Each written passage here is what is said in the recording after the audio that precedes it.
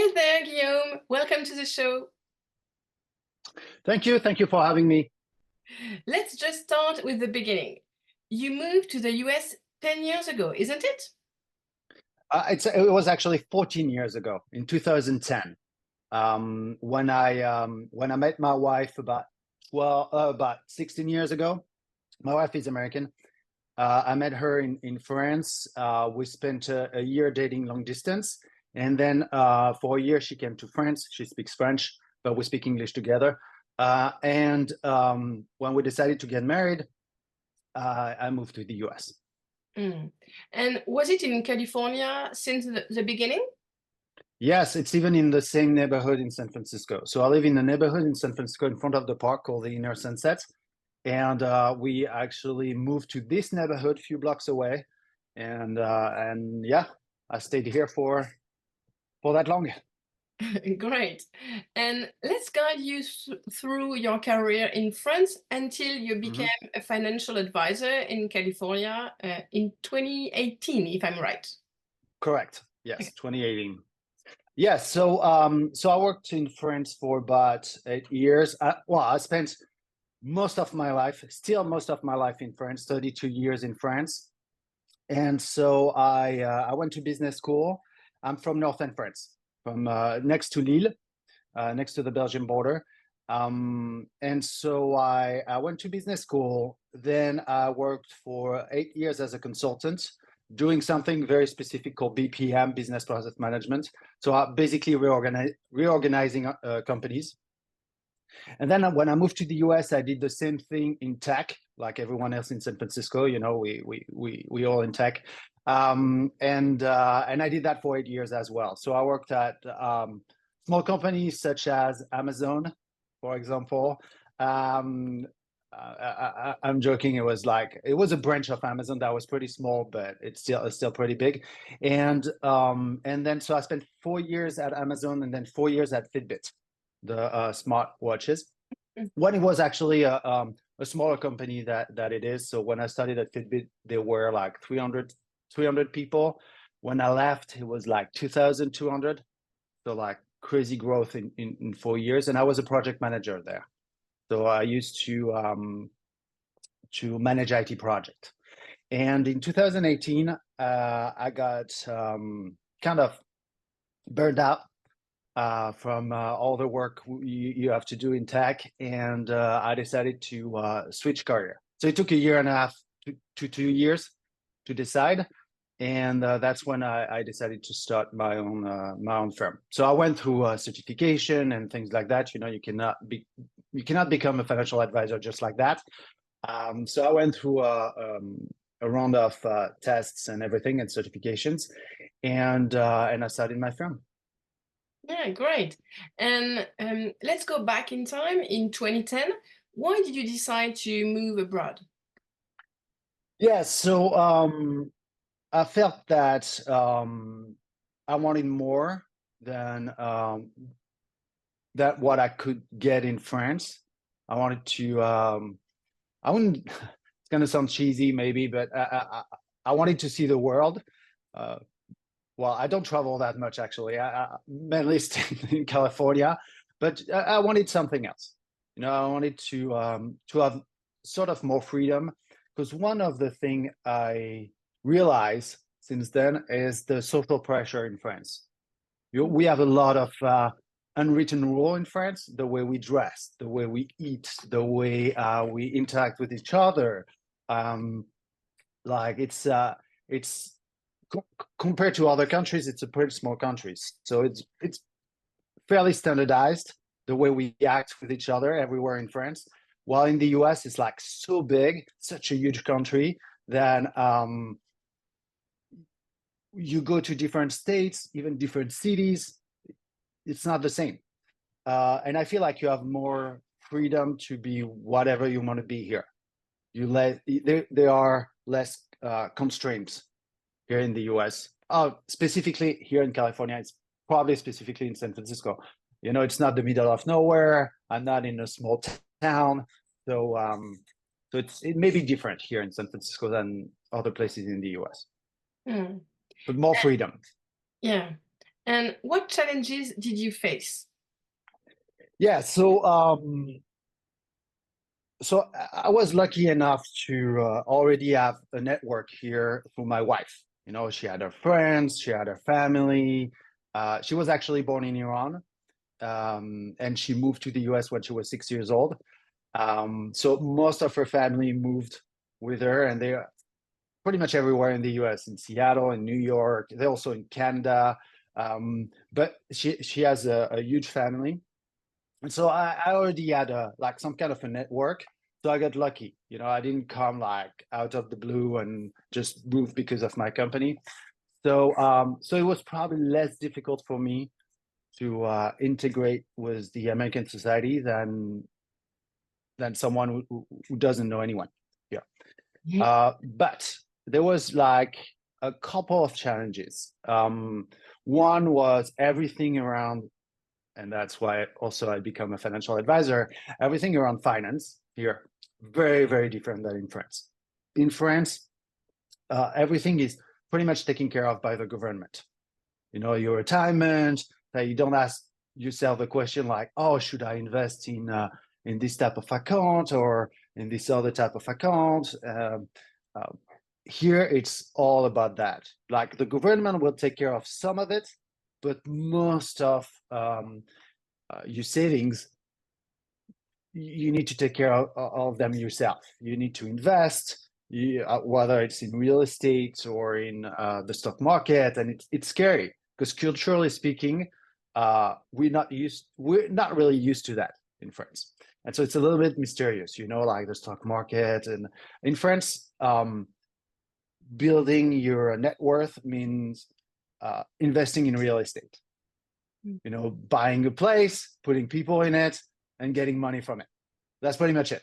You know, it's really, and it's very cultural. In the US, everything is linked to the stock market, or most of the savings, the retirement account, etc., are linked to the stock market. So that was a challenge because it's pretty complicated, and particularly in tech, where you have like stock options, RSUs, this and that, and like, what is that? What? How does it work? Like, how am I going to be taxed?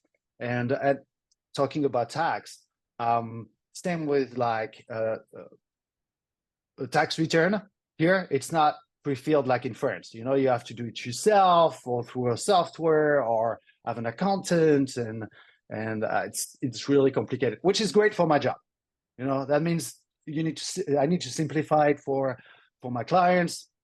I need to learn a lot, but that was one of the challenge, and all the things. Mainly at the beginning. No, I'm used to it, and again, I'm in San Francisco, so it's uh, it's an international city.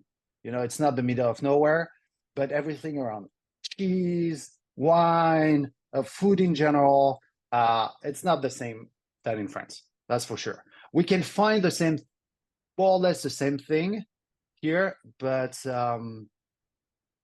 being from northern France, we have it is the same everywhere in France. You know, we have all our regional specialties in terms of food. So, for example, we have certain cheese in northern France. Um, we have certain type of pastry. So, no way I can find them here, even in the US in general. There's no way because it's really specific to my region. So sometimes I miss that. Um, so the food was a challenge, and here they have less regulation about food, so it's very easy to eat not very healthy food. And again, I'm in California, I'm in San Francisco. We're pretty healthy here, you know, compared to the rest of the US. So it's less of a challenge, but it can be a challenge for French people, I think. Mm. Like just the food, it's something simple, but just the food, it's different. And you shared two challenges, one about finances and one about the food, but you didn't mention the language. So I'm wondering. Yes, that's a good point. Yeah, I didn't mention the language because I'm so used to speak English now that I didn't even think about that. It's absolutely, that's a good point. I think for most most French people, it will be a challenge because of the way we learn English in France, or we used to. You know, I haven't been in France for 4 years, so it may have changed. No. But no, okay, yeah. So I have a lot of things to say about that actually. So in 2000, so on the English language, there's I have a very weird path. Me and the English language, we have a long history, you know, like probably like all French people. When I started to learn English when I was 12, then at the end of high school, I still couldn't speak English. Like most of the people, I could maybe read it, but nothing about speaking it or writing it maybe, but not that great. So after 6 years of English, still cannot really interact in English. That was not great. And I know like even more now, but 20 years ago, so I'm 46 by the way. So 25 years ago, in high school, after high school, I was like, okay, what am I gonna do? Like for a lot of jobs, you need to be able to speak English. I'm not that great in English.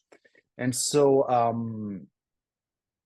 I decided after high school, you have 2 years to do something before going to business school. Then you go to business school.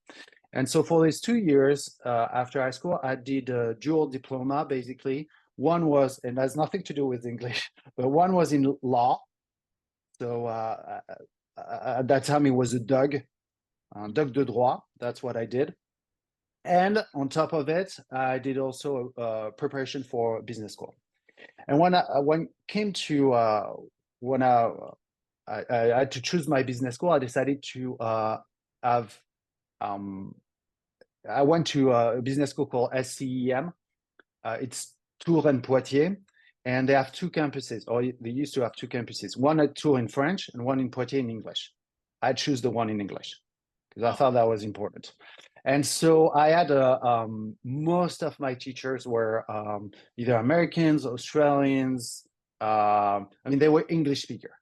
Yeah. So I had a lot of classes in English. So it helps a lot.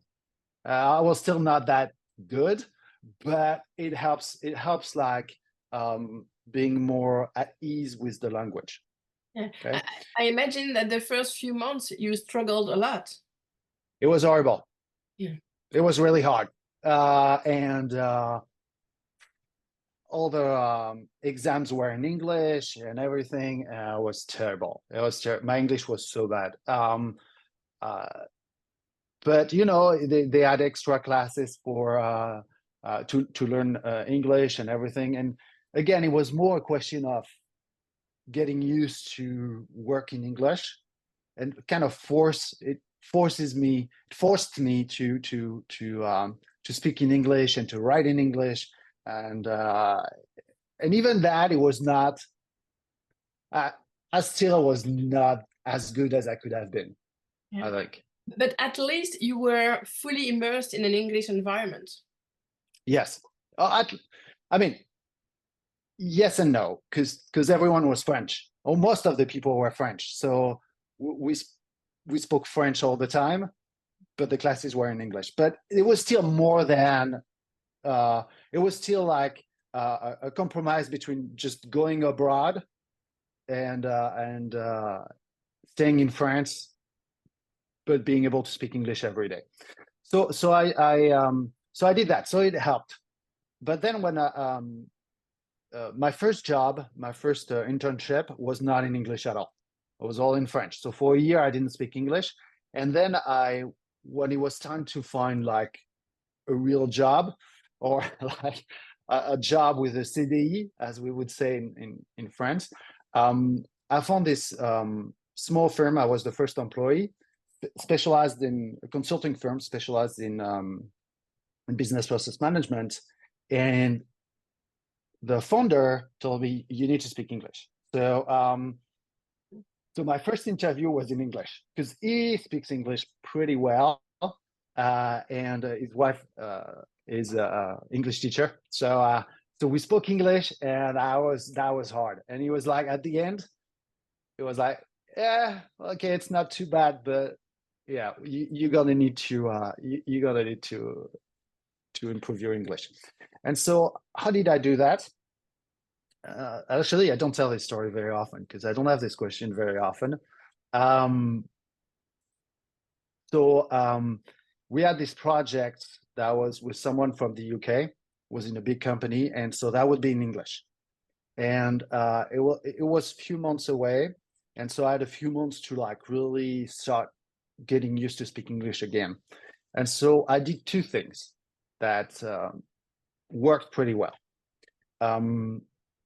So, and I was in my 20s, and I loved reading science fiction, okay, or fantasy books. So there's some books that I read, like, I don't know, like Lord of the Rings. I read it like so many times in French.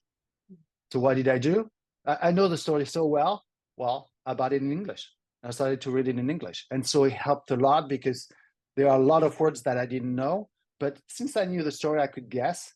And I spent 1 hour or 2 hours per day reading in English. And then all the book I had in French and I love, I started to read them in their original version. And sometimes it's easier because the translations sometimes in French is a little hard, but it was easier in English. And so I got used to like actually reading English. That's the first thing I did. The second thing is I started to chat with Americans, you know, online. And it was like 20 years ago. So it was not as common as today. And so I started chatting with like people, online chat with people, etc. And then I met someone in the US, in South Carolina. We decided to meet each other. And so we dated for a year. So went back and forth when I was in my 20s between the US and France. So she came to France for a few weeks. I went to the US for a few weeks, and back and forth and back and forth. And so for a year, I spoke English a lot because we were calling each other almost every day, despite the time difference. And so, and that plus having a project in English, that was it. Like I started to be more fluent in English. Yeah. And then step by step, I met my wife at a wedding. And so we stopped, we broke up with this woman in the US. And then I at a French American wedding, I met my wife. And since I spoke English, it was easy to communicate. Yeah. And the rest is history.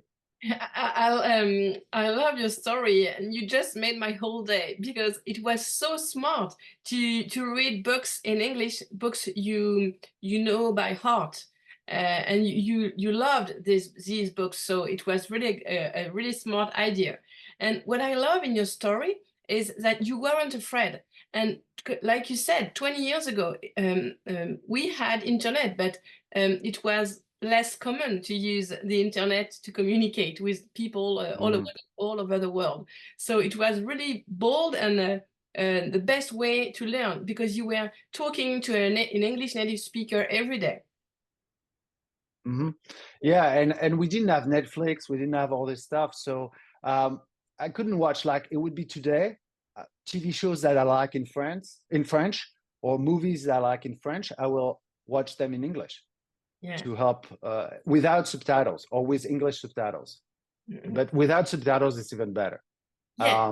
Because if you know the movie, like it's easy to understand and you get used to it. But the problem, it's like everything. It's like I'm a runner, I'm a competitive runner. I run almost every day. It takes a long time to make progress in running. Same thing in a language. It takes a lot of time, and you have to be patient, but it's better to do like 10 to 20 minutes every day than nothing, and then 2 hours. And that's one of the problem in the education system in France. There's two problems to me. It's one, it's like two, at least my time, it was like 2 hours, 2 times a week. So it's a lot of hours at once and nothing in between. Yeah. Well, it would be better to have the same number of hours, but half an hour per day. Yeah. At the beginning of the day, Yeah. spend half an hour in English every single day. Yeah. That's, to me, it's much better. That's the first thing. And the second thing, it's based on writing English and reading English. Well, it should be based on conversation. Yeah. And It should be listening. based on that. And before conversation, listening. We didn't train our ears to the American sounds, for instance. A lot of French people can't watch a TV show in English without subtitles, because they can't hear what they are saying. It's too complicated. So Yeah, yeah, that's true. So everything, to me, it's backward. You should first being able to listen to English and speak English, and then see everything in writing or reading, or the grammatical rules and everything. Because when you speak English, at some point, intuitively, you will know when you make a mistake. yeah, Like you will hear like how something is wrong is the way I said it. yeah. Even me today, after 14 years in the US, well, I speak French every day with my clients, but after 14 years in the US, I still make mistakes here and there. And sometimes I can hear, Yeah. I'm like, huh, I'm not sure. something sounds weird. Yeah. Or sometimes I mixed expression.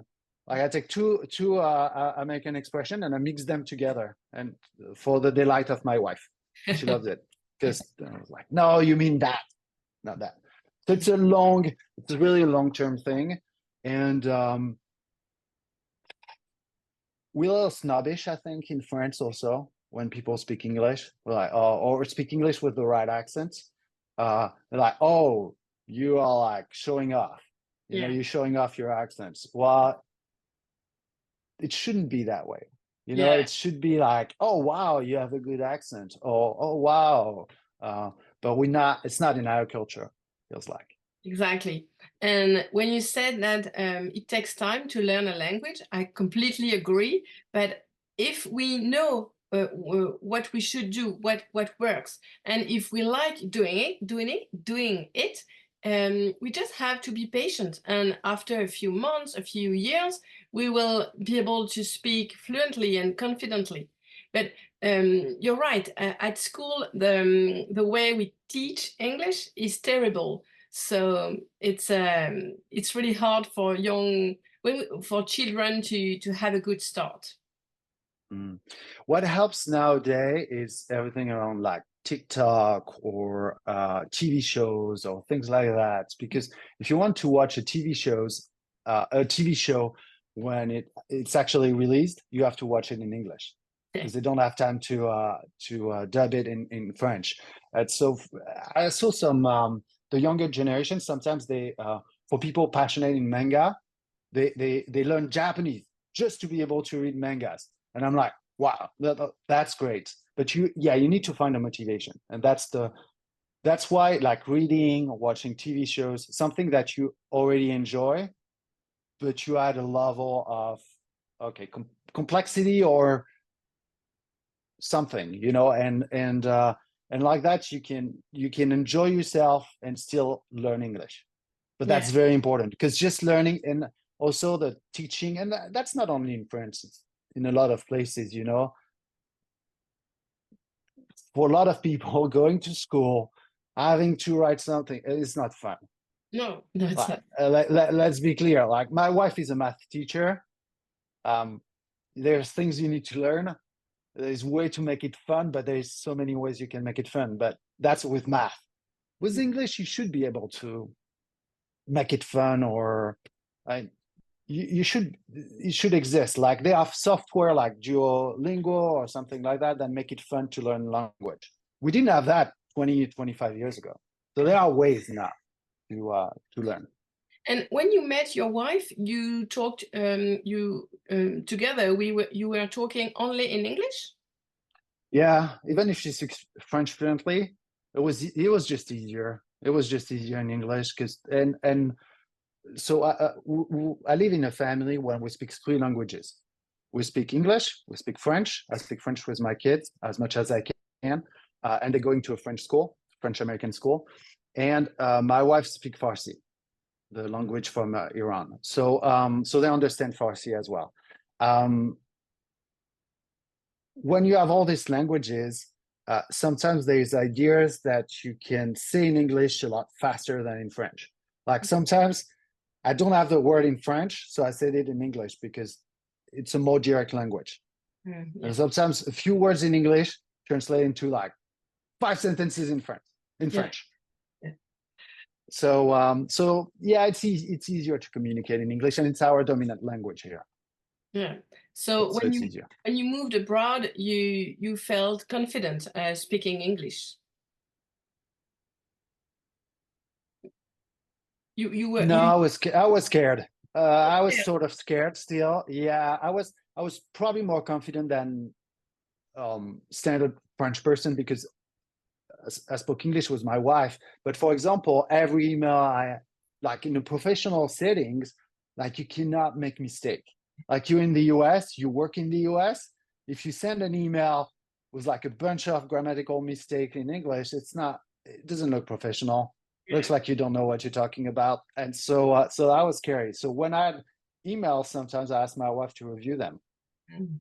No, I don't. No, I don't anymore. But at the beginning, I was like, hey, "Can you review this email? It's important." And she used to make like so many corrections, and I was like, "Oh my god!" Thank God I didn't send it. No, also with software, AI, etc., you can write an email in English. Like you put some ideas, and ChatGPT can write you the email professionally without any mistakes. So that's a lot easier. But no, at the beginning, I was scared to be in the settings. That was one of the challenge also. Yeah, it's like just driving your driving license. I had to redo my driving license because I cannot just exchange it. That was super scary because it was like the words that we don't know, that we don't learn at school. The words around driving, we don't learn that at school. And so I had to learn that. When I did all my certifications and everything, it was like questionnaire. And we're not used to that in France. Like it's a multi-choice questionnaire. And like I was like, oh wow, it's all in English and everything. And I had to review everything in English. I mean, again, there's things that you don't learn at school for good reason because it's not a day-to-day conversation. But everything around finance, everything around driving, there's things that seems simple, but driving, never done that before. Yeah. So Yeah. that was scary. Even for me, I spoke English fairly well. It was still scary. I get it. And if you could go back in time and talk to yourself when you first moved abroad, what would you say to yourself? I would say it's going to be okay. Don't worry, it's going to be okay. I would say things that are scary are actually not that scary. It's not that bad once you're in there, and try to find someone you can count on. So I had my wife, and I know it's hard when you come to a new country and you don't know anyone, etc. But making friends here, people. So from a French point of view, we think people here are fake because they say, "Oh, hi, how are we? I'm happy to see you," etc. So we think, "Oh, they shallow. They just fake. They don't have like friendship is different here." To me, I don't see it the same way. I see it as being welcoming. Mm. And yeah, you may not have deep connection with people, and but they're very friendly. Mm. It's not fake. They're just friendly. They're just like, what do you prefer? Like having someone coming to you and say, "Oh, hi, yeah, bye," French style, or would you have someone who welcomes you and say, "Hey, that's good to see you. What can I help you?" It's weird from a French point of view. After 14 years here in the US, I'm like, to me, it's when I go to friends that feel foreign, like feels cold. Like people are not. Mm. I mean, North and French, they're pretty friendly, but outside that, they're not like not super friendly.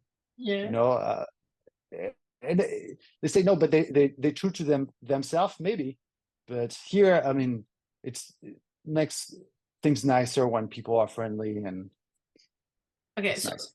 your advice would be building relationships with American people? Yeah, build relationship even before coming, or try to go for a drink after work if it's possible. When you have kids, it's hard.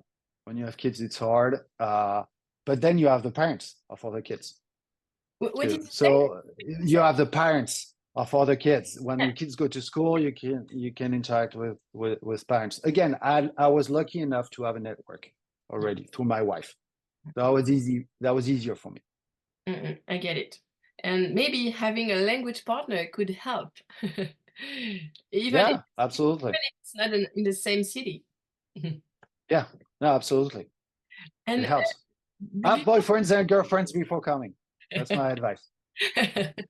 and before switching to French, I have Mhm. one last question. Let's talk about your children. No, I have two more questions. Mhm. Your children, are they bilingual? They yes, they're bilingual. And again, they understand a third language. And my oldest choose Arabic as a fourth language, so she speaks Arabic a little bit. Oh, great.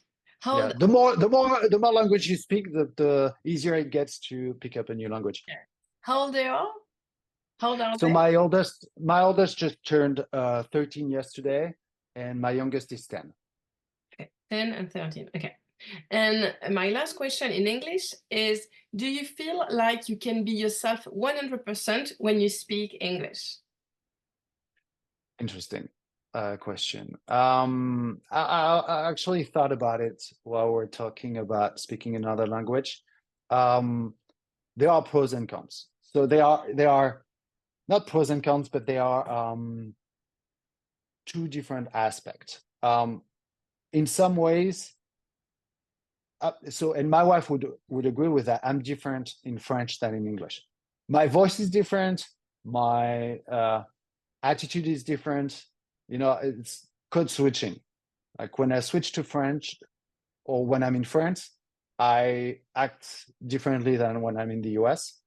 Um, the fact speaking another language is helpful to reset some of your behavior that you had in French, like not being super friendly, or what I was saying about the cultural thing. Speaking another language and living in another country, you reset that. You can be someone else somehow, but you're still yourself. It's just another aspect of yourself. And so speaking another language creates kind of a distance between what you say and who you are. And I like it, actually, because for example, in big example that I see was French people in France, and French people in the US. It's them in the word feelings, for example, just the word feelings. Like, we don't share our feelings in French. Like, we like a little bit distant. Say I love you all the time. Here they say I love you all the time.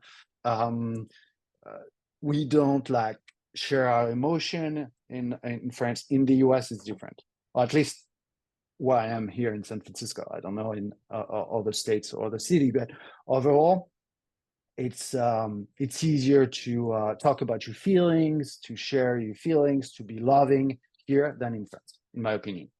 But Hmm. that may be personal. That may be just my family in France who are like cold-hearted. No, I don't know. They're not. But they yeah, it's easier here. Yeah, really interesting. And okay, now let's switch to French. I will try to slow Okay. down for my American listeners. J'ai tendance à parler très vite en français, mais il ne faut pas que j'oublie que ce podcast est là aussi pour aider les Américains à progresser en français. Donc si toi aussi, D'accord. tu peux essayer de, voilà, de ralentir un peu le rythme, Absolument. ça va les aider. Absolument. Et Alors, j'espère qu'en anglais, j'ai parlé pas trop vite, parce que j'ai tendance à parler assez vite en anglais.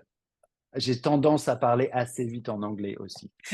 ça va Donc, je vais entraîner essayer de faire un effort. ça va entraîner ça va permettre aux auditeurs français de s'entraîner. Alors, comment Parfait. Maintenant, j'ai des questions par rapport à ta profession. Comment on Oui. traduirait financial advisor en français? Est-ce que c'est conseiller financier? Alors, ça serait soit conseiller financier, soit gestionnaire de patrimoine. Hmm, Je vois les deux traductions. Un conseiller d'accord. financier, c'est un peu plus large. Gestionnaire de patrimoine, euh, on a l'impression que ça fait plus pour les personnes riches. Un Oui, conseiller financier, c'est plus pour tout le monde. Gestionnaire de patrimoine, tout de c'est qu'on suite, a un patrimoine. voilà, c'est qu'on a un patrimoine. Et donc, en anglais, on dirait wealth manager ou financial advisor. Hmm, Voilà. Donc, ça serait un peu la distinction, mais en français, on dirait conseiller financier. Enfin, en tout cas, c'est comme ça que je me présente. d'accord. Et donc, tu aides les Français expatriés aux États-Unis à gérer leurs finances. Voilà, donc moi j'ai en fait j'ai trois types de services. Le premier service, c'est du pur conseil financier, où on va mettre en place un plan financier. Donc en général, effectivement, pour les Français aux États-Unis, hein, c'est vraiment mon audience, c'est ma cible, parce que s'il y a très très peu de conseillers financiers qui font ça. Ah, Et je l'ai vu par mes certifications, etc. Euh, Tout ce qu'on apprend ici en termes de conseils financiers, c'est pour des gens qui sont nés aux États-Unis, qui vont grandir aux États-Unis, qui vont prendre leur retraite aux États-Unis. Il y a extrêmement peu de choses qui sont faites pour les expats, et en particulier pour les Français, qui est encore une catégorie d'expats particulière. Et donc, première chose, je fais du pur conseil financier. Hein, donc, on met en place une stratégie financière. Deuxième type de service que j'ai, c'est des investissements. Pour certains de mes clients, j'investis pour eux sur les marchés financiers américains. De toute façon, en France, on ne peut pas faire grand-chose quand on est résident américain. Et la troisième type de chose, c'est tout ce qui est transmission du patrimoine. Donc, tout ce qui est ce qu'on appelle en anglais estate planning, donc transmission du planification successorale, ça s'appellerait en français. Donc, tout ce qui est transmission du patrimoine entre la France et les États-Unis. Comment ça se passe? Donc, ça, c'est les trois casquettes que j'ai. d'accord. Moi, j'avais noté 4 domaines. Alors attends, tu vas m'aider. C'est lequel le quatrième? J'en ai peut-être Ah, quatre, hein. attends, attends, attends, non. Moi, j'avais noté la fiscalité, la Oui. retraite, le patrimoine et le côté famille-éducation. Oui, donc ça, c'est pas vraiment, ces choses-là, c'est des thèmes que je fais dans la partie planning financier. Hmm, Hein. Et donc, partie planning financier, hein, disons que ce que je viens de dire, c'est vertical, ouais, et ce que tu viens de dire, c'est horizontal. d'accord. Hein. Et donc, il y a des intersections dans ces trois domaines que j'ai. On va parler de la retraite pour le planning financier. On va parler de la retraite pour les investissements. On va parler de la retraite pour la transmission du patrimoine. Qu'est-ce qu'il faut faire en termes de donation, etc. Donc, tu vois, c'est transversal. Donc, c'est D'accord. vrai ce que tu dis, c'est transversal. Ce que j'ai dit, moi, c'est vertical. Je Tout comprends. ça, ce sont des thèmes transversaux. Ok. Absolument. Et sur ton site, tu parles de PFIC, EFT, CFCP, PE. Ça fait beaucoup de sigles quand on n'est pas dans le domaine. Mhm. Voilà. Quelles erreurs risque-t-on de faire si on ne fait pas appel à un conseiller financier en s'expatriant aux US? Alors, il y a vraiment des choses, comme je travaille sur cette niche de français, je retrouve toujours les mêmes erreurs. Alors, avec quelques variations, mais il y a toujours les mêmes types d'erreurs. Et donc, effectivement, il y a beaucoup de sigles, etc. Et dans mon métier, j'essaie d'utiliser le moins de sigles possible. Ou alors, si je suis obligé d'en utiliser un, je le définis. Mais l'idée, c'est vraiment de simplifier les choses. Et donc, une des choses que je vois beaucoup avec les Français, et coupable aussi. Hein, quand je suis parti aux États-Unis, je suis arrivé les mains dans les poches. Ah bah c'est bon, la France c'est derrière moi. J'ai plus rien à faire. Non, en fait, ici aux États-Unis, c'est un des seuls pays dans le monde qui demande de savoir ce qui se passe aussi à l'extérieur. Alors c'est pas tout à fait ça, hein. Tous les pays veulent savoir ce qui se passe à l'extérieur, mais aux États-Unis, ils obligent d'autres pays à donner des informations. Donc c'est le cas avec la France. Et donc par exemple, quand vous avez des comptes en France, assurance vie, PEA, un plan d'épargne action, PEL, plan d'épargne logement, PE, plan d'épargne entreprise. Donc, on a des sigles aussi en français. Donc, tous ces comptes-là qui ne sont pas taxables en France, on se dit, ah bah, quand j'arrive aux États-Unis, les États-Unis s'en fichent que j'ai les comptes en France, de toute façon, ce n'est pas taxable. Faux. Mm. Absolument, tout ce qui n'est pas taxable en France est taxable aux États-Unis. Et donc, les sigles que tu m'as, PFIC, ce genre de choses, c'est comment ça va être traduit aux États-Unis et ça va être. Donc, ce type de comptes-là vont être taxables aux États-Unis et fortement taxés en plus. Ah, donc, juste parce qu'on part et puis il n'y a rien à faire, ça ne veut pas dire qu'on ne doit pas déclarer. Donc, les erreurs que je vois souvent, c'est soit, encore hier, je discutais avec quelqu'un qui n'a pas du tout déclaré ni son bien immobilier en France, où il a des revenus, qu'il loue, ni son assurance vie, ni son PEA, ni son PE, rien du tout, Mm. alors qu'il aurait dû le faire. Et donc ça, c'est la première erreur que je vois. Et quand il le déclare, en général, il le déclare mal. C'est-à-dire qu'il le déclare dans ce qu'on appelle le F-bar, donc c'est un formulaire où on va, qui est uniquement déclaratif, on ne paye pas d'impôt, où on va dire à l'IRS, voilà les différents comptes que j'ai en dehors des États-Unis. Ça, c'est juste une partie des choses. Il faut Après, si vous savoir, avez des revenus, excuse-moi, il faut savoir dans quelle case noter le bon chiffre dans quelle case, en fait, j'imagine. voilà, bon chiffre dans quelle case et dans quel formulaire. Parce que Ouais. ça, c'est juste une partie des choses. Après, il y a les formulaires où on va payer des impôts, où là, ils disent, ah bah non, je ne paye pas d'impôts en France, donc je ne paye pas d'impôts aux États-Unis. Non, c'est pas comme ça. Et ça, c'est valable aussi pour les Américains en France. Mm. Donc moi, je travaille aussi avec des Américains en France. Ça arrive, alors avec le décalage horaire, c'est relativement limité parce qu'il y a 9 heures de décalage entre la France et là où je suis, à San Francisco. Donc, je suis assez limité sur ce que je peux faire en France. C'est le matin en général pour moi, c'est le soir pour eux. Mais je travaille avec des Américains en France qui doivent aussi faire attention à ce qu'ils font en France. Ils ne peuvent pas faire la même chose que les Français en France. Donc, quand on est Américain en France, par exemple, on doit avoir la majorité de son patrimoine aux États-Unis pour des questions fiscales. Ça, c'est Mm. important. Donc ça, c'est une des règles. Et encore une fois, alors que ce soit les Français aux États-Unis ou les Américains en France, ils disent, ah oui, mais mon collègue, il m'a dit que je devais faire ça, ou non. Donc, je vois très, très souvent aussi des gens qui disent, ah bah, mon collègue américain, donc aux États-Unis, mon collègue américain m'a dit de faire ça. Non, mais parce que tu es français, tu peux pas faire ça, ou ça va avoir des conséquences. Ou alors, qu'est-ce que j'ai d'autre aussi, quelquefois, ce que je vois aussi, me dit, ah oui, telle personne m'a dit que, telle personne française m'a dit que je pouvais faire ça. Oui, ça c'était vrai il y a 10 ans ou 15 ans, mais depuis ça a changé. Donc il y a des choses quelquefois qui sont vraies, il y a plein de légendes qui circulent. Mm. Sur le planning interfrontalier, il y a plein de légendes qui circulent, il y a des confusions, des choses. Oui, mais j'ai lu ça. Euh, Souvent, il y a aussi des gens, donc moi j'ai pas mal d'ingénieurs aussi, ils aiment bien faire les choses eux-mêmes. Ouais, Donc ils sont intelligents, ils ont un gros salaire, ils ont fait des PhD, etc. Donc ils disent, bon, bah, je peux mettre les choses en place moi-même. Je mm, suis suffisamment intelligent. Je vois aussi ça avec les docteurs. Euh, et ils disent, ah bah voilà, je lis ça, je comprends ça. Oui, mais ils ne savent pas ce qu'ils ne savent pas. Mais même moi, il y a des choses que des fois, je ne sais pas ce que je ne sais pas. mm. Donc, il faut faire attention parce que quelquefois, on lit quelque chose qui est valable en général, mais il y a un tax treaty entre la France et les États-Unis qui vient changer les choses complètement. Comment tu as dit Et le donc, mot là? un, un traité, le traité franco-américain, tax treaty, le traité franco-américain qui vient changer la fiscalité entre les deux pays. Donc, quelquefois, encore une fois, cette semaine, pas plus tard que cette semaine, j'ai fait jeudi matin, j'ai fait un webinaire sur les retours en France. J'ai des webinaires gratuits. Un webinaire sur les retours en France et j'ai eu une question qui me disait, oui, mais pour bénéficier de telle chose, il faut avoir travaillé 15 ans, etc. Non, Mm.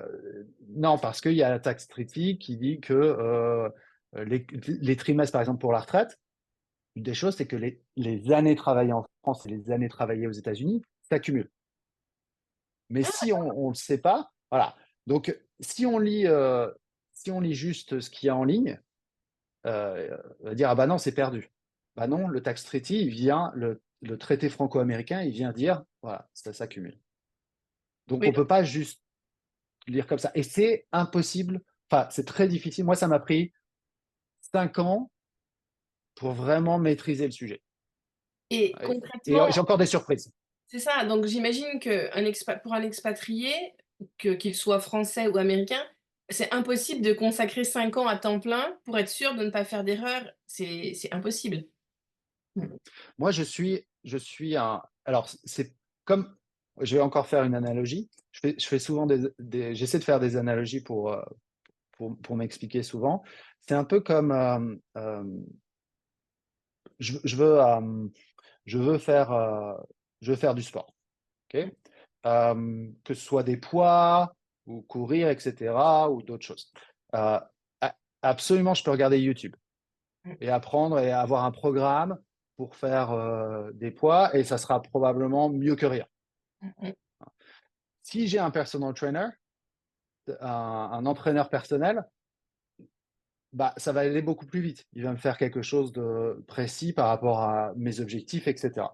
Moi, je suis en quelque sorte un entraîneur personnel pour les finances.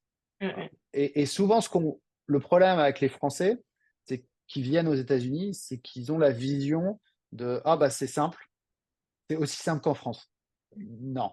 Et alors, souvent, j'ai des gens qui sont là, qui disent ah bah je vais rester 2 ou 3 ans aux États-Unis, puis qui restent 4, 5, 6, 7, 8 ans, et puis qui se disent ah finalement faut quand même que je vais rester quand même assez longtemps, donc je vais appeler quelqu'un. Et puis là, on met des choses en place. Et encore une fois, et ça, c'est moi personnellement, c'est la façon dont j'ai mis en place mon cabinet, c'est que je veux que tout le monde puisse accéder à des conseils financiers. Donc ça veut dire quoi? Ça veut dire que en 2 ou 3 heures, hein, on peut mettre en place un plan financier qui est en autopilote. Et après, ils n'ont plus besoin de moi. Donc dans les clients que j'ai, hein, je travaille avec des centaines de personnes, à peu près 200, alors je sais pas, 300, 350 personnes, sans compter mes webinars, par an. Et dans ça, j'ai à peu près 100, 150 personnes où on met quelque chose en place. Et puis après, c'est en cours. Et puis, j'ai 80, 90 personnes qui décident de faire des investissements via WeFinancial. Mmh. Et donc mon idée, c'est vraiment en 2 ou 3 heures, on met en place quelque chose et au moins, il y a les bonnes fondations. Mmh. Et Super. ça, c'est important pour moi. Ça veut dire que pour 800 $, euh, vous avez les bonnes fondations. Mais ça, je peux le faire en 2 heures parce que j'ai passé 5 ans à étudier la question Ouais. et à ajuster les choses pour faire les choses simplement, pour être sûr que ce que je vais mettre en place, c'est lié à la situation de la personne. Mmh. Et ça reste, ça me paraît abordable. 800 $, enfin, par ça me paraît abordable. J'espère. Voilà, donc c'est 400 $ de l'heure. Donc à l'heure, c'est relativement cher, mais je fais les choses en 2 ou 3 heures. Et ça Ouais. comprend la préparation, ça comprend les emails, ça comprend tout. Et après, là, pour les gens qui ont juste besoin soit d'être rassurés sur ce qu'ils font, soit d'avoir un plan financier, en 2 ou 3 heures, après, après ils n'ont plus besoin de moi. Et Moi, ce que je leur dis, vous n'avez plus ouais. besoin de moi. Tu parles à l'heure en parlant d'un taux horaire. Moi, je pense pas que ça soit, judicieux de parler de taux horaire. Je parlerais plutôt de résultats. En 800, enfin, en investissant 800 $, ils ont, tout est organisé, ils sont certains Mhm. de ne pas faire d'erreur, tu vois? Oui, toi, ça ne te prend que 2 3 heures, mais tu oublies de compter toutes les heures que ça t'a Ah tu non, ça prend pas 2 ou 3 heures. Les 2 ou 3 heures, c'est la conversation que j'ai avec oui, mes clients. voilà. Mais effectivement, ça me prend même pour préparer le plan financier, ça me prend du temps. C'est ça, plus Ouais, toute ton expérience de ces années précédentes, tu vois? Donc, ouais, tout à fait. OK. Et sur ton site, tu disais: «Votre intérêt financier est notre priorité. Nous ne vendons pas de produits financiers, nous ne recevons pas de commissions». Pourquoi c'est important pour toi? Et est-ce que c'est le cas de tous les conseillers financiers? Hmm. Bonne question. Donc, la plupart, je sais pas si c'est ouais, je pense que c'est la plupart des gens qui se disent conseillers financiers, hein, parce que conseiller financier, c'est pas, c'est un mot qui peut regrouper beaucoup, beaucoup de choses différentes. Mmh. Et donc ici, il y a 2 grands types, et en France aussi. En France, c'est majoritairement des commissions. Aux États-Unis, il y a 2 grands types de conseillers financiers. Il y a des conseillers financiers qui vendent des produits financiers, par exemple, comme en France, hein, les banques, les conseillers financiers bancaires, ils vendent les produits financiers de leur banque. Il y a des conseillers financiers qui aussi ciblent les franco-américains ici aux États-Unis, qui vendent des produits d'assurance. Ils vendent ça comme comme un produit qui remplace des investissements sur les marchés financiers, même si ces produits-là sont investis sur les marchés financiers au final. Ils vendent ça parce que ils s'appellent une life insurance, qui est la traduction de life insurance, c'est assurance décès en français, c'est pas assurance vie. Mais si on fait la traduction rapide, on va dire assurance vie. Ah, ça semble familier aux Français, l'assurance vie, je connais, c'est un truc qu'on fait en France. Ah bah, on va faire la même chose aux États-Unis. Pas du tout le même produit. Pas du tout le même produit. Et donc, ils jouent sur ça un petit peu. Et c'est pas qu'ils sont malhonnêtes, les gens qui vendent des produits financiers. Je pense qu'ils croient, enfin, j'espère qu'ils croient en leurs produits financiers. C'est juste qu'ils le vendent par défaut. Alors que moi, ce type de produit financier, pour moi, c'est 2 ou 3% des gens à qui je parle qui en ont besoin. 95%, 97% des gens n'ont jamais besoin de ce type de produit financier. Mais le problème, c'est que quand on vend quelque chose, alors moi, je vends du service, hein, donc je vends aussi quelque chose. Mais quand on vend des produits financiers, bah, par exemple, on va avoir tendance à justifier la vente. À dire, ah bah oui, mais si pour cette personne, elle a besoin de ça, même si ce n'est pas exactement le bon produit, on se sent poussé à vendre quelque chose. Hein, donc il y a un conflit d'intérêts.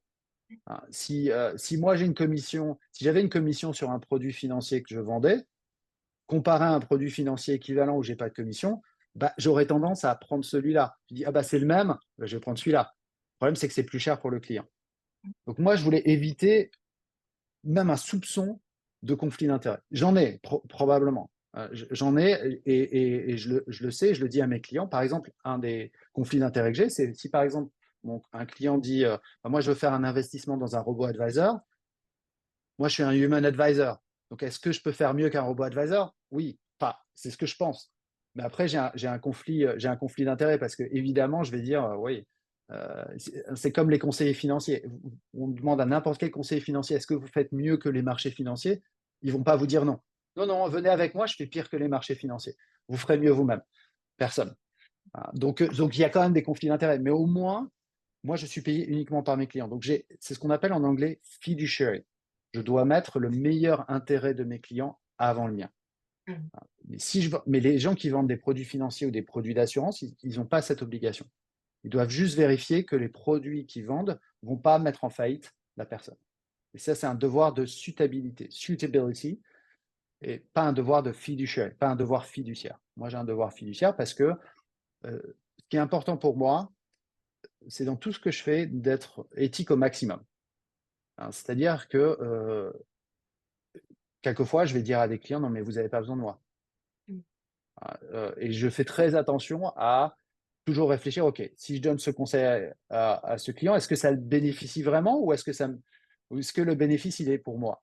Mm. Hein, donc je réfléchis vraiment, attention Guillaume, là tu as un conflit d'intérêt. Avant de dire à ce client, tu devrais investir avec moi, est-ce que tu dis pas ça parce que est-ce que tu dis vraiment ça pour le bénéfice du client? Et donc souvent, très très souvent, je dis à mes clients, faites un robot advisor, faites-le vous-même, prenez un human advisor, ça ne change rien.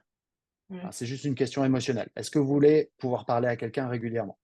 J'ai des Mm. clients, c'est important pour eux d'avoir quelqu'un qui a qui a leur meilleur intérêt en tête et ils peuvent m'appeler et puis on peut avoir un meeting sur différentes choses. Pour d'autres personnes, elles s'en fichent, elles veulent le faire eux-mêmes. Très bien, Mm. Mm. j'ai aucun problème avec ça. Ouais, super intéressant. Et ma dernière question, ça serait, donc un Français qui vient s'installer aux US, comment il peut transférer son argent? Alors, donc là, il y a beaucoup de légendes qui circulent autour de ça. Et je vais en citer trois ou quatre. Première chose, c'est est-ce qu'il y a des limites de transfert? Alors, déjà, et j'entends parler 10 000 $ ou 10 000 €, etc. Non, ça, c'est si on prend une valise de billets ou un lingot d'or dans l'avion. Là, ça pose problème si c'est au-dessus de 10 000 $. Pour des virements électroniques, ça pose aucun problème. J'ai des clients, ils font des centaines de milliers de dollars de virements entre la France et les États-Unis. Ça pose aucun problème. Je crois qu'il y a un site donc, que mes clients utilisent souvent, c'est Wise. Ah oui, je l'utilise wise.com. aussi avec mes Voilà. amis Donc, américains. c'est en général le mieux. Il y a aussi un autre site qui s'appelle OFX. Enfin, il y a différentes choses. Euh, le point central, les règles. La deuxième chose, c'est ne jamais faire de virement de banque à banque. Toujours passer par une société tiers, ça sera beaucoup moins cher. À l'époque où HSBC avait une filiale française, maintenant ils l'ont plus, j'avais des clients qui me disaient oui, mais HSBC c'est gratuit, les envois entre les comptes. Et donc on a fait le test. Hein. Régulièrement, je faisais le test. Envoyer 1000 euros de France aux États-Unis via HSBC, envoyer 1000 euros via Wise au même moment, et on voyait 20% de différence dans les frais. 20% de moins avec Wise. Donc, quelquefois, les frais sont cachés. Donc, pas de limite de 10 000 dollars. Ça, c'est uniquement billet dans l'avion. Deux, toujours passer par une société tiers. Jamais de banque à banque. Trois, vous ne serez pas taxé. Ça, j'entends beaucoup. Oui, mais si je transfère 100 000 dollars, est-ce que l'IRS va venir frapper à ma porte et dire d'où est-ce qu'ils viennent ces 100 000 dollars? Ou l'inverse, le fisc français. Non. Un transfert international de banque à banque, c'est la même chose. C'est la même chose qu'un transfert interne de banque à banque. Vous n'êtes pas taxé sur les transferts internes, vous n'êtes pas taxé sur les transferts internationaux. Alors, pourquoi on entend cette légende? Et je parle en connaissance de cause, et je vais expliquer pourquoi. C'est à cause de la lutte anti-blanchiment. Hein. Donc, j'ai travaillé en 2009, dans le cadre de quand j'étais consultant, j'ai travaillé pour Tracfin. Et donc, on a refait leur système d'information. Et là, je peux en parler parce que ça fait longtemps. Donc, quand on a refait leur système d'information, eux, ils traquent l'argent, où est-ce qu'il va, de qui, comment, est-ce qu'il va financer le terrorisme ou pas.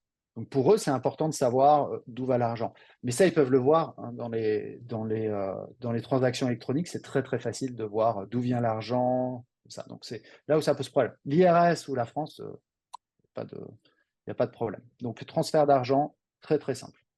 Ok, super intéressant. Voilà, Et je peux rajouter un petit quelque chose. vas-y. Donc pour les Américains en France et pour les Français qui vont retourner en France ou les gens qui sont double nationalité en France, il y a plusieurs légendes aussi qui circulent là-dessus. C'est un, on peut pas faire de prêt immobilier en France quand on est aux États-Unis. Absolument, on peut le faire, aucun problème. Il faut juste avoir les bons contacts. Deux, ouvrir un compte bancaire en France. Très difficile quand on est américain ou quand on est né aux États-Unis. Maintenant, il y a des moyens de faire ça via wise.com, il y a des comptes en euros, ou via quelque chose qui s'appelle FrancePay, que j'ai vu il y a pas très longtemps. Donc, il y a des moyens Voilà, de contourner cette difficulté. absolument. Ok, super. Eh bien, écoute, ma toute dernière question, ça sera, est-ce que tu as un livre à nous conseiller, un livre qui a t'a marqué ces dernières années et Oui, qui a eu un impact, soit qui a eu un impact dans ta vie, soit un coup de cœur que tu as eu. ouais. Donc, j'ai un livre qui a eu un impact énorme, et sans ce livre-là, je serais même pas, peut-être même pas conseiller financier. J'aurais fait autre chose. Voilà. Quand j'ai décidé de changer de carrière, pour donner un peu plus de sens à ce que je faisais, euh, j'ai un livre qui a un titre un peu gnangnan, comme on dirait en français, qui s'appelle Designing Your Life. Mhm. Designing Your Life, donc c'est quoi? C'est un livre qui a été fait par deux professeurs de Stanford, et ils ont un cours à Stanford là-dessus. Euh, c'est trouver un, c'est essayer de trouver un métier qui correspond à soi. Mhm. Hein. Et donc, ce livre-là, la moitié du livre, c'est des témoignages de gens qui ont fait ça. L'autre moitié, c'est des exercices. Et donc, la moitié du livre, les témoignages, c'est pas très utile. Hein. Le livre, il pourrait être moitié moins gros. Mais par contre, les exercices, pour moi, ont été très, très utiles. Parce que je me souviens quand j'étais au lycée en France, on a eu en seconde, on a eu un questionnaire pour savoir quel type de boulot on voulait faire. Et c'était par exemple, est-ce que vous aimez bien conduire des gros camions? Non, pas particulièrement. Hein, c'était vraiment des questions pas très intéressantes, alors que ce livre-là, il a une approche plus holistique, une approche plus globale, où on va faire des exercices et on va découvrir quels thèmes Mhm. sont importants pour soi. Et donc moi, les thèmes qui étaient revenus, c'est j'aime bien les finances personnelles, Je résume, hein, parce que c'était un peu plus compliqué que ça, mais en gros, j'aime bien les finances personnelles. J'aime bien la gestion de projet et je veux aider les gens de manière directe. Mmh. Qu'est-ce qui rassemble ces trois choses? Mmh. Et c'est là qu'il faut réfléchir. Finances personnelles plus aider les gens, conseil financier. Alors en plus, ça tombe bien, la façon dont on aide les gens, c'est comme des mini-projets. Voilà. Donc, quand j'ai vu ça, enfin, il y avait d'autres choses aussi, hein. Et Et ouais. quand j'ai vu ça, j'ai dit, ah ouais, là, il y a quelque chose, on va essayer. Mmh. C'est ce qui t'a Et permis de donc te après, c'est ça? c'est ce qui m'a donné, encore une fois, ça a pris 1 an et demi, 2 ans, c'est un des gros trucs qui m'a donné le petit push qu'il me Ouais. fallait, Le la déclencheur. petite poussée qu'il me fallait, le déclencheur, voilà, qu'il me fallait pour changer. Mmh. Et depuis, j'ai conseillé ce livre-là à des clients, à d'autres, et ça les a aidés aussi à, par exemple, j'ai une personne, elle a écrit un livre. Elle hésitait, etc. Et ben, on a fait Elle s'est ça, lancée, elle est quoi. devenue, elle s'est lancée. Absolument. Mais écoute, merci beaucoup de partager ce livre avec nos auditeurs. Heu, Avec plaisir. voilà et écoute, c'était vraiment super de pouvoir échanger avec toi aujourd'hui, Guillaume. Donc merci beaucoup pour ton temps. Plaisir partagé. Merci Céline. Et puis si tu as d'autres questions, n'hésite pas.